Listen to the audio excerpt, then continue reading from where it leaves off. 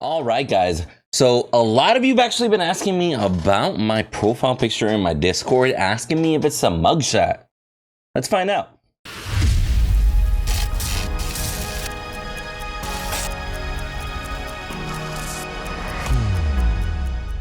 Let me just have a little bit of my coffee. God, love coffee. All right, so I'm just gonna come out and say it. It is a mugshot. It really is. The situation as to how I ended up with a mugshot is actually kind of funny looking back in retrospect, but kind of fucked up at the same time. So I mean, okay, so imagine this. Imagine I'm working at Geico. I'm an insurance agent. Been there for 5 years, chilling. You know, I'm just driving to work. I'm about maybe like a quarter mile away from my house. Like I barely even left my crib, right? So I'm driving in my car, driving the speed limit. And out of nowhere, all I hear is woo! And I'm like, well, that's fucking weird. You know, I'm driving the speed limit. I haven't done anything illegal that I know of. Let's see what they want. Pull over. As I pull over, you know, cop takes a second, you know, because they always take their time before they come up to you. And then out of nowhere, all I see is the cop walking up.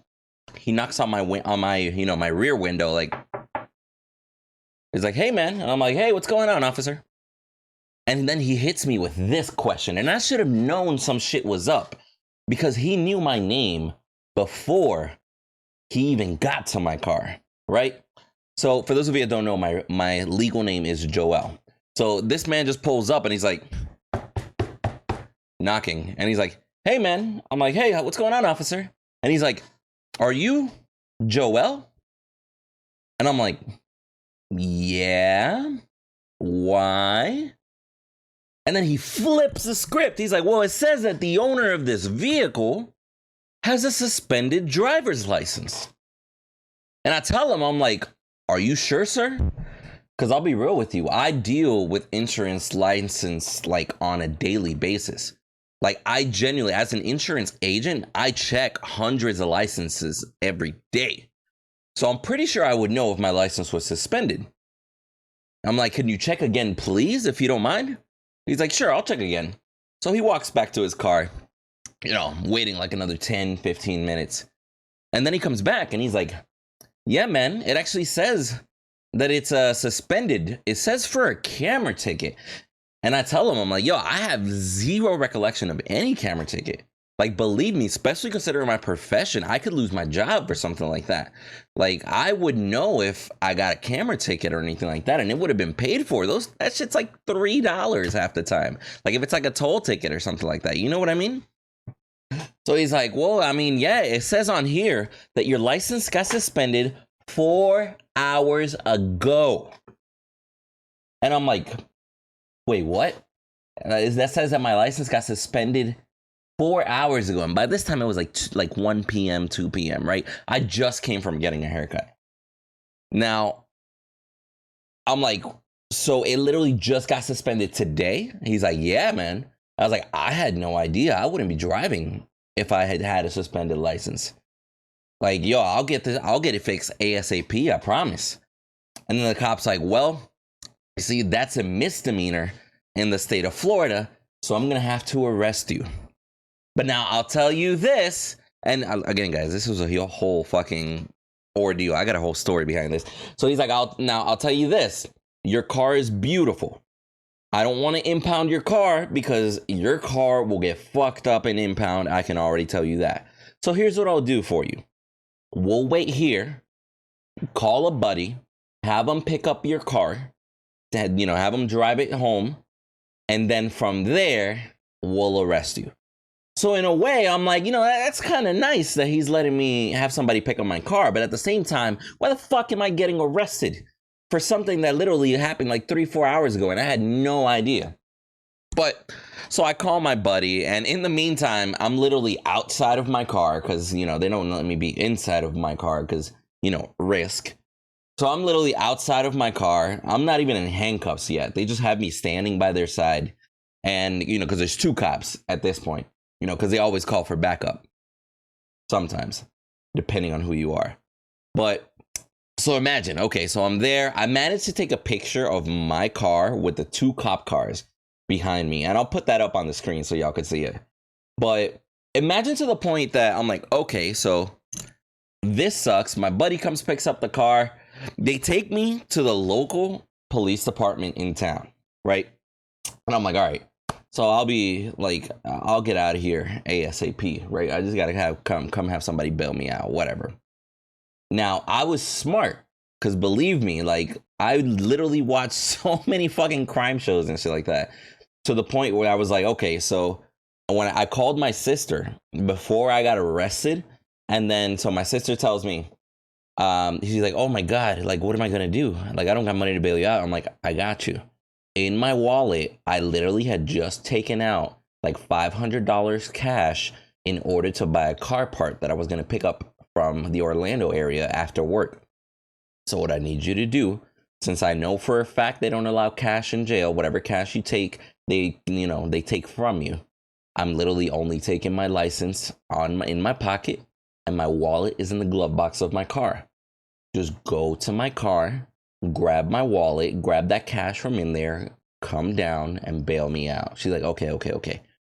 So I spend in our local police department maybe about 2 to 3 hours. It was about like at 4 o'clock at this point.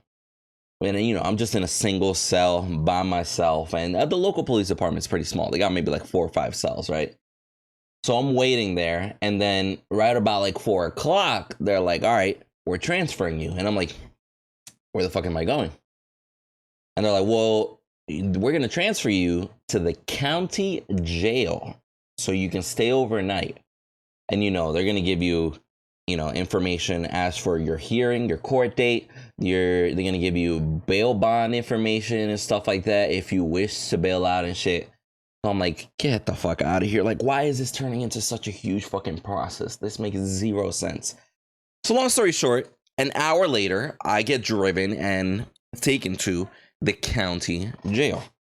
Now, the county jail, once I get in there, imagine, like, I just look around and I see nothing. Like, I see like a huge, like kind of like a population cell for like processing for like 30 people, right? I see individual rooms, like just from where I'm standing, like past all the desks and everything, I can see all this shit like in the backgrounds. I see individual cells that are literally just like, hey, like the tiniest little hole. That's all you get to see out of there. I see like another cell over here with like this plexiglass, right? That's like much smaller, but they got like 10, 15 people in there. And, I'm curious as shit. Like, at this point, I'm in it for the fucking ride, right? So I'm like, hey, what are those people in there? I'm like, oh, those are the people that are about to get out. Like, they're processing to get out of jail right now. So that's where we keep them in the meantime. And I'm like, okay. So I get there. And everybody at this point has already changed into their orange jumpsuits. Everybody at this point is taking mugshots. And I just got there while they're taking mugshots. So you know what? Fuck it. Just take his mugshot while he's already here. Whatever. So legit, just got a fresh haircut. I still got my polo on. So they take my mugshot just like that. Everybody else is in an orange jumpsuit. I just took a mugshot with a polo on. You feel me? So that's why I still use it, because it really is a good profile picture, so to speak, and it's a good subject for conversation. But, yo, let me tell y'all about that experience, man. Imagine getting to jail. The first thing that they do, for those of you that don't know, is like, all right, so put all your personal belongings in this little Ziploc bag or whatever the fuck, right? We're going to name it, label it. That's yours for when you get out, if you get out. And then from there, they're like, hey, so you're going to, like, there's like 10 people in this room because they do it in bulk, right? So you're all gonna strip down bare ass naked and put on this orange jumpsuit, and you're gonna wear these rubber ass sandals or whatever the fuck, right? So at that point, get dressed, blah blah blah, and then they're like, okay, so they put us up against the wall, and then they're literally just like, okay, asking us for our name and everything, because at this point they kind of already got it, but it's more like a roll call that they're doing at this point, right? And they're like, first name, last name. And they're like, here. First name, last name. Here. First name, last name. First name, last name. Boy, you better answer me when I'm talking about like that. Like just straight, like low-key drill sergeant-esque, right? So I'm like, all right, so this is already an experience for sure. So then after we get everything right, they literally just give me this little like meal box. Like imagine like a styrofoam box with 2 sandwiches inside it. And when I say sandwiches, that's very nice way of putting it. Imagine inside of this box was a slice of bread, some weird ass patty tofu looking bullshit that was not normal meat, I'll tell you that. And then a slice of bread again, right? And that was wrapped in saran wrap. And then beneath that was another one, a slice of bread, 1 slice of bologna, 1, and then another slice of bread, right? So they give us that to eat. And then they're like, hey, we're going to come pick this up in like 20 minutes. If you don't got both saran wraps and the styrofoam in complete condition, you're going to be in trouble. And I was like, okay, swell, right? And let me tell you, like, as soon as I enter just this general population holding cell, right? Like, which literally has like 30 people in like a 15 by 15 room. Like everybody's cramped. You got people sitting on the floor, on the benches that are built into the wall. You got the traditional toilet / water fountain, because it's all the same in jail. And every single cell that I went into, it was literally the exact same way.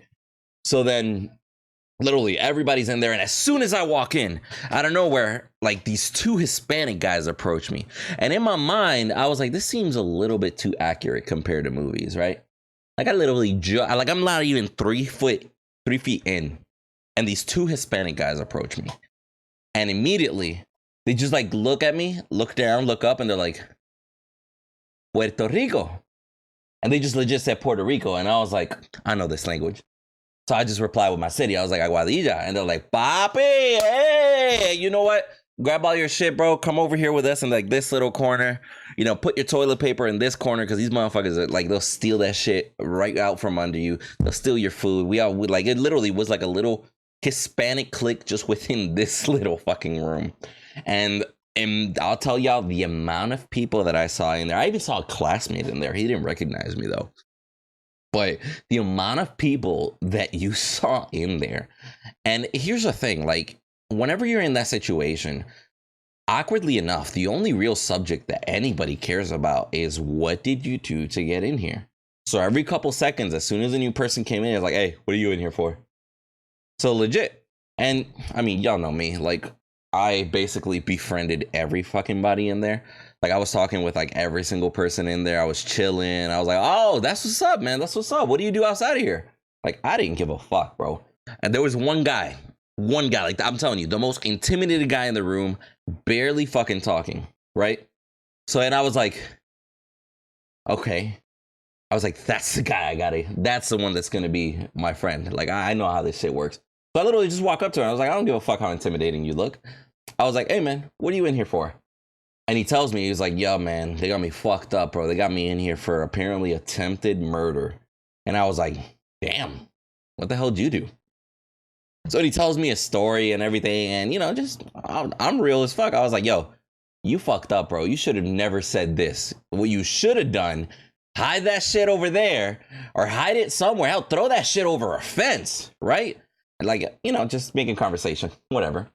And then, long story short, friends with everybody. Bro, let me tell y'all how it wasn't until, and this whole time, my sister is outside trying to post bail, trying to get me out, right? So let me tell y'all, apparently my sister knows people, right? So my sister calls her best friend and tells her what happened. Her best friend has a really good guy friend that works in that same jail, right? So imagine at like, it's very hard to tell time in those places because it's one of those things that lights are always on. You can't see sunlight. So it realistically, it's like, hey, like you lose track of time in there. So at this point, I'd assume it was somewhere around midnight, right? And out of nowhere, one of the guards comes up to the door, opens it, and he's like, first name, last name, calling my name. And I'm like, yeah. He's like, follow me. But let me tell you how the security guard basically leads me to this photocopy room and closes the door behind us. The only thing in this room are like printers, fax machines, etc., copiers. In my mind, I was like, I'm either about to get my ass whooped or I might get fucking raped. I don't fucking know, but I don't like this fucking situation at all, to be real with you. I've seen way too many movies to know that if a car takes me into a random room I'm not supposed to be in, it's not good. And then immediately he closes the door, he looks at me, he's like, "You're Joel?" And I'm like, "Yeah." "Are you Jen's brother?" And then at this point I knew. I was like, Jen. I was like, Jen isn't my sister, but that's my sister's friend, best friend, Jennifer. So I was like, yeah. He's like, oh, true. Okay, so she called me, she hit me up, she explained the situation. I'm gonna do everything I can in my power to put your name towards the top of the list so you get processed and everything as quick as possible, so we can try and get you that bail as quick as possible.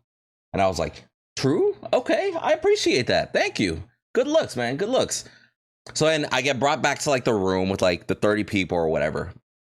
And be mindful, this place is legit just processing. I must have seen at least 100 people that day. So the 30 people by the time I was there compared to the 30 people by the time I left were not the same. Like, people legit got taken to the prison down the road in order to actually hold them there because it was going to take longer to process their shit. But since that cop was able to kind of pull strings and keep moving my file, he basically made it so I stayed there in that holding cell or within the holding cells of that building the entire time until my bail got processed, right? So imagine to the point that I want to say I got out probably around 5 a.m. I think it was. I got out probably around 5 a.m. So at this point, this is like a 13-hour journey, right? And yo, let me tell you, when I get out and finally, I'm just like, yo, that was some bullshit. Real shit. Like, if anybody wants to know what jail is like, it's legit just... it's legit just like the worst summer camp you've ever thought about. Real shit. You get told when to go to bed. You get told when you're gonna eat. You get told, you know, how loud you can be. It's like, hey, stand here, go there. It fucking sucked, even for the 13 hours I was in there, to be honest with y'all. But when I got outside are my sister, her best friend, my girlfriend at the time, just like all in a posse waiting in my sister's car for me. And I was like, why the fuck are all these people here? She's like, well, I didn't want to be alone. And then, you know, I told your girlfriend, and then she freaked out. So she wanted me to pick her up. So we went and picked her up, and we're all out here waiting. We've been waiting for like 8 hours for you and shit. I was like, I know. I've been waiting for fucking ever inside. Like, fuck. But long story short, it's a mugshot. Till the next video.